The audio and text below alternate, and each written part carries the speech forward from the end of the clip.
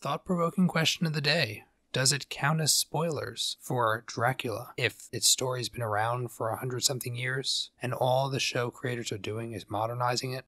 Let's find out.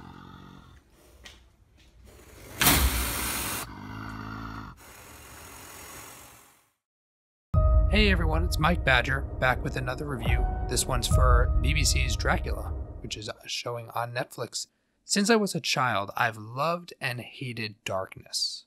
There's something primal about the night. It's a terror creeping in the shadows of moonlight. The scariest nightmares are the ones we imagine for ourselves. And Count Dracula, from Bram Stoker's 1897 Gothic Dracula, is one of those monster legends. It's a predatory wolf in sheep's clothing living in modern society. And now we have a modernized take on Count Dracula by the Sherlock show forerunners Stephen Moffat and Mark Gatiss. And I found the same childlike, unsettling fear in the first episode. And the question is, does the show succeed continuing this throughout its 4-hour runtime? As Dracula is divided into 3 1.5-hour episodes, similar to the way that Sherlock was set up. And unlike Sherlock, these 3 tales are far more entwined stories rather than case files. So the first episode and most of the second one draw significantly on the original novel, with a few adjustments, of course. And episode 3 is where the show forerunners decide to change it up and move the story into 2020 in a way that's entertaining for sure, but unnecessary and thematically bungled. Because the first episode builds tension within the introduction. It chooses atmosphere over action, and we meet Jonathan Harker, a lawyer of repute who's called to Transylvania to help Count Dracula buy property and move to England. And at the beginning of the show, he's already left Count Dracula, a changed man, and he's taking refuge in a nunnery, and we meet there, together with him, Agatha Van Helsing, who is an unusual nun with a fascination for vampires and Dracula in particular. And the method of retelling his story is a bit of a drag, as the plot flips between past and present. There's such obviously vague hints of things that are already said or written down, like, don't you recall? You've told us this yesterday. And we're like, no, we haven't seen what he told you yesterday, so why are you being vague? And it feels like they're advertising, just trying to push tension a bit longer, which doesn't work. It drags on the tension of the story. And I found myself rolling my eyes and shaking my head and saying, come on guys, get on with it already. And it does work to set up the gothic horror atmosphere. It introduces Count Dracula in quite a fearsome way. If you watch the first episode, there's one scene with "There's no baby," which is super creepy. And Claes Bang, I think is how you pronounce it, he does a delightfully morbid, almost Hannibal Lecter-like take on Dracula. His blasé attempt at cultural richness comes across exquisitely. He's a predator pacing among his prey, and while he's not bound to civilized convention, as he says, "I'm undead, not unreasonable," some of his drama comes across a little too on the nose.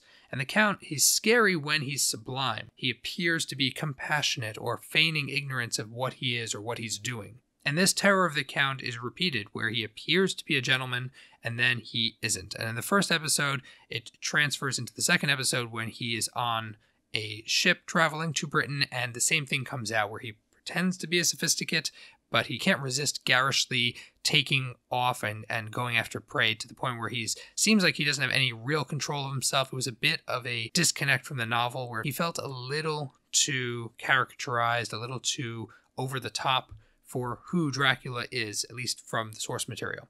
But really where it fell apart for me was in the third episode. And that's when we fast forward 123 years after he is stopped, at least temporarily, from getting to Britain. We're in the future now, and Dracula changes from being a monarch claiming privilege and blood. He becomes a selfie-taking Hannibal Lecter imitation. And Agatha Van Helsing, who is originally Abraham in the novel, is played stunningly well by Dolly Wells. Her wittiness, her temperament makes her really easy to root for throughout these 3 episodes, and she struggles with her own faith while she's leveraging a scientific precision to go after and stop Dracula. Was the gender swap necessary of character? No. Does it matter to the show? No, it doesn't. And her faithless faithfulness is charming. She holds her own with a vampire hundreds of years older than her, and it's very believable and never feels ridiculous. Her strengths are Dracula's weaknesses, and vice versa, and they have this fun chess game that's the strongest aspect of the show, hands down. But circling back to episode 3, it also unbalances the show by its final episode because it moves away from this dynamic in order to bring Dracula into the modern setting and kind of pace to pace with the modern Sherlock. So if you can't tell already, episode 3 is where the show lost me. I found the payoff, and most of the episode in general was the biggest letdown, that the question of what Count Dracula is explained well by the end, but the why is what's rushed. The multiple epiphanies that are shoehorned in the last 5 or so minutes were very abrupt as a lot of his rushed feedings throughout the show. And unfortunately, it comes across the same mistake that Sherlock made when they have a massive bombshell at the end of season 2. But then they mock fans in hindsight by pretending like, hey, we don't, there's a million explanations for this. We don't need to give you one. Just assume something makes sense that it happens. And that desire to shift from a period piece to a period twist, the final episode runs into a Game of Thrones challenge, which is where do you find new depth when you've moved your characters? You've either gotten rid of most of your characters you've built the world around, or you've moved past the world of where you are, and it's largely gone. And so at the end of the day, Dracula, it's flawed, it's entertaining fun.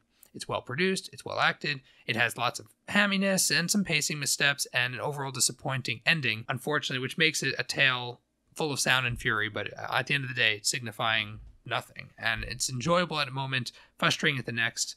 In today's day and age, Dracula really doesn't stand out from the crowd the way that Sherlock did in 2010. I'd recommend it if you don't have anything else to watch. It's better than a lot of other shows out there, but it will probably be overall disappointing. And Count Dracula sums it up himself. I knew the future would bring wonders. I never realized it would make them ordinary. And that is how I felt leaving it. It felt ordinary television. So I hope you guys enjoyed this review. I hope it helps you if you're trying to decide what you want to watch. And if you guys have any thoughts, comments, please leave them down below. Give the like button a tap to help with the algorithm. And subscribe if you want to see more. Thanks everyone for watching. Mike Badger signing out. I'll see you guys next time.